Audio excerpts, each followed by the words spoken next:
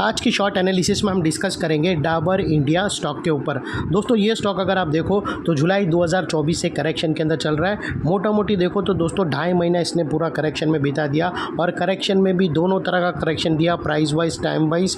और फिलहाल ये स्टॉक को देखो तो दोस्तों यहाँ पर एक डाउनवर्ड स्लोपिंग पैरेलल चैनल थी जो एक स्ट्रॉन्ग रेजिस्टेंस का काम कर रही थी। अल्टीमेटली स्टॉक ने उसको ब्रेकआउट किया है। यहाँ पर करेक्शन कंप्लीट के कंफर्मेशन मिले हैं, पॉजिटिव हिडन डाइवर्शन मिला है और एक बहुत बड़ी रिवर्सल चार्ट पैटर्न ब्रेकआउट हुई है, जिसके तहत ये स्टॉक करंट लेवल से अपसाइड में 10 से 12% रनअप के लिए रेडी है। लेकिन दोस्तों इसमें कोई भी हमारी बाय सेल होल्ड रिकमेंडेशन नहीं है, ये प्योरली एजुकेशन पर्पस से मैं अपना पॉइंट ऑफ व्यू आप लोगों के सामने शेयर कर रहा हूँ। कोई भी पोजीशन लेने से पहले अपने एडवाइज़र को एक बार ज़रूर कंसल्ट कर लेना। फ्रेंड्स, आप लोग देख सकते हो कि ये वो टॉप था जहाँ से करेक्शन स्टार्ट हुआ था और यहाँ से कुछ इस तरह से downward sloping parallel channel stock के अंदर बनी थी। और जब तक स्टॉक ये डाउनवर्ड स्लोपिंग पैरेलल चैनल में था, स्टॉक ने प्राइस वाइज करेक्शन दिया और यहाँ पर back to back lower lows hit हुए। दोस्तों अगर आप देखो तो पहला लोअर लोज यहाँ पर हिट हुआ, सेकंड लोअर लोज यहाँ हिट हुआ और थर्ड लोअर लोज यहाँ हिट हुआ। और जैसे ही दोस्तों ये downward sloping parallel channel upside में ब्रेकआउट हुई, इसने मल्टीपल हायर हाइज को एक साथ ब्रेक करके उसके above sustain high volume closing देकर कंफर्म कर दिया करेक्शन कंप्लीटेड। यहाँ पर दो बड़ी चीज़ एक साथ हमें मिली दोस्तों। पहला तो उसने डाउनवर्ड स्लोपिंग पैरेलल चैनल को साइड में ब्रेक किया, जिसकी वजह से जो स्ट्रेट डाउन साइड फॉल आ रहा था वो रुक गया।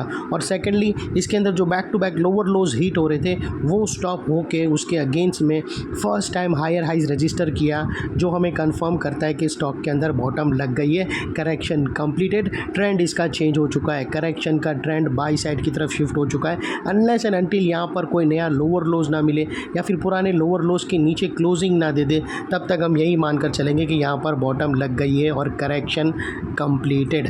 और दोस्तों बात कर लेते हैं यहाँ पर डाइवर्शन का। तो दोस्तों अगर मैं आप लोगों को RSI डालकर दिखाऊँ तो यहाँ पर हमें पॉजिटिव हिडन डाइवर्शन विटनेस होता है। दोस्तों प्राइस एक्शन का जो लोअर लोज है अगर आप देखो यहाँ से तो वो अपसाइड में टिल्ट हुआ है और वही RSI देखो तो वो डाउन साइड में टिल्ट हुआ है और यहाँ से हमें ब्रेकआउट मिला है जो एक अपसाइड मोमेंटम पंप करेगा स्टॉक के अंदर। और फाइनली दोस्तों देख लेते हैं यहाँ पर चार्ट पैटर्न।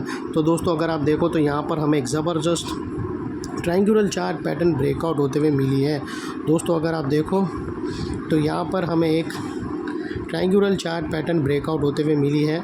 और दोस्तों ये जो इनसाइड रेंज है ट्रायंगुलर चार्ट पैटर्न की, ये तकरीबन दोस्तों 10 से 12% की है, जो ये नेकलाइन से ब्रेकआउट होने के बाद अपसाइड सस्टेन मूव स्टार्ट करेगा तो 10 से 12% तक रनअप देगा। और सेकेंडली दोस्तों आप लोगों को बता दूं कि अगर इसके लोअर टाइम फ्रेम में देखो ना तो ये ट्रायंगुलर चार्ट पैटर्न के अंदर एक inverted head and shoulder pattern भी ब्रेकआउट हुई है, जिसने अगर आप देखो तो एक लॉन्चिंग पैटर्न जैसा भी काम किया है। दोस्तों आप विटनेस कर सकते हो कि यहाँ पर एक हेड एंड शोल्डर पैटर्न भी ब्रेकआउट हुई थी साथों साथ। और दोस्तों यहाँ पर जो इनसाइड जब ये जो टारगेट निकल कर आता है वो तकरीबन 720 रुपीज़ का आता है दोस्तों, जो तकरीबन अगर आप देखो तो 10 से 12% का होता है। और यहाँ पर स्टॉप लॉस रखने के मल्टीपल ऑप्शन अवेलेबल है।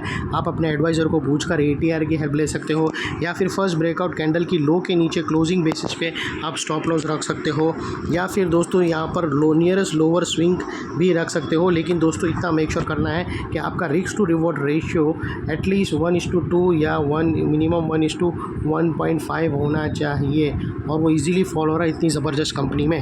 और सेकेंडली दोस्तों नेकलाइन के पास का ये एरिया बहुत ही इंपॉर्टेंट एरिया बनकर खड़ा है, क्योंकि अगर आप देखो तो यहाँ पर मल्टीपल पॉजिटिव फैक्टर्स एक साथ एक्शन में आते हुए मिले। यही एरिया पे दोस्तों downward sloping parallel channel upside में ब्रेकआउट हुई, यहाँ पर ही दोस्तों लोअर लोज हायर हाइज में शिफ्ट हुए, यहाँ पर ही दोस्तों RSI के थ्रू पॉजिटिव हिडन डाइवर्शन मिला, और यहाँ पर ही दोस्तों triangular chart pattern with launching pattern of inverted head and shoulder pattern भी यहाँ ही ब्रेकआउट हुई। तो दोस्तों वो लिहाज से जो अभी तक एक स्ट्रॉन्ग रेजिस्टेंस था वो अल्टीमेटली स्ट्रॉन्ग सपोर्ट बनकर खड़ा है। और इनकेस टारगेट से पहले स्टॉक कहाँ पर भी बीच में सेलिंग प्रेशर फेस किया और वापस वो नेकलाइन को रिटेस्ट करने आया, तो दोस्तों रिटेस्ट के टाइम पे नेकलाइन का ये एरिया सामने आके एक स्ट्रॉन्ग सपोर्ट का काम करेगा और स्टॉक को इधर अपसाइड में पुश करेगा या साइडवे कंसोलिडेशन में।